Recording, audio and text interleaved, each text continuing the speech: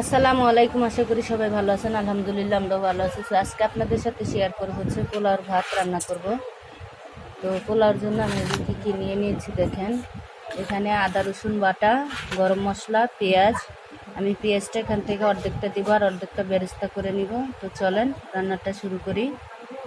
তো এই তো বেরেস্তার জন্য পেঁয়াজটা দিয়ে দিয়েছি। আর কি বলবো, পেঁয়াজটা আগে দিয়েছিলাম, তেলটা পরে দিয়েছি, যার জন্য পেঁয়াজটা লেগে গিয়েছিল।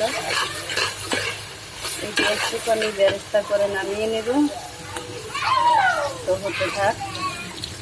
এই তো বেরেস্তাটা হয়ে গেছে, এখন উঠে নেব। এই তো বেরেস্তাটা হয়ে গেছে, নামাই নিলাম। এখন এই তেলটাতে আমি দিয়ে দিচ্ছি গরম মশলাটা, পেঁয়াজ,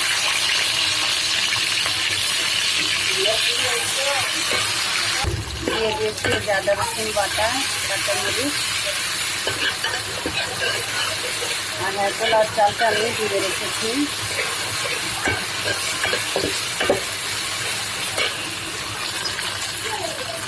দিয়ে দিব লবণ,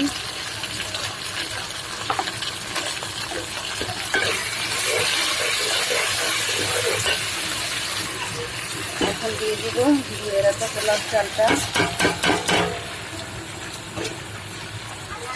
দিয়ে নেড়ে ভেজে নিব।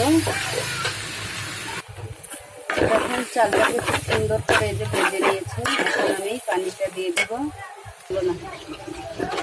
তো এই তো এখন আমি দিয়ে দিব পানি। আমি ঠান্ডা পানিতে দিলাম, গরম পানি দিয়েও করা যায়, ঠান্ডা পানি দিয়েও করা যায়। তো আমি বেশিরভাগ ঠান্ডা পানিতেই দিই। এই তো পানিটা দেওয়া শেষ হয়েছে, এখন ঢাকা দিয়ে দিব।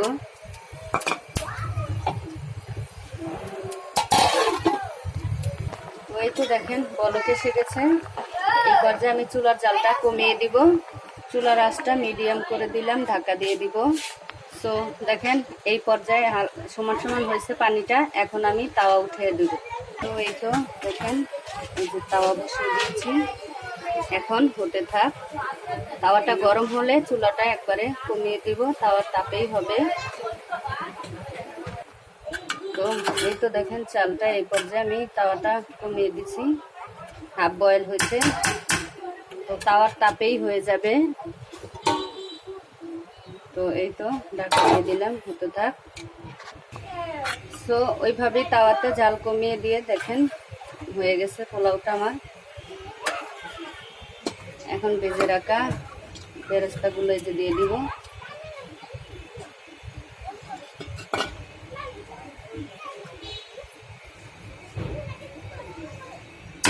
তো ভিডিওটা কেমন হয়েছে কমেন্টে জানাবেন। ভালো থাকবেন, সুস্থ থাকবেন। আল্লাহ হাফেজ।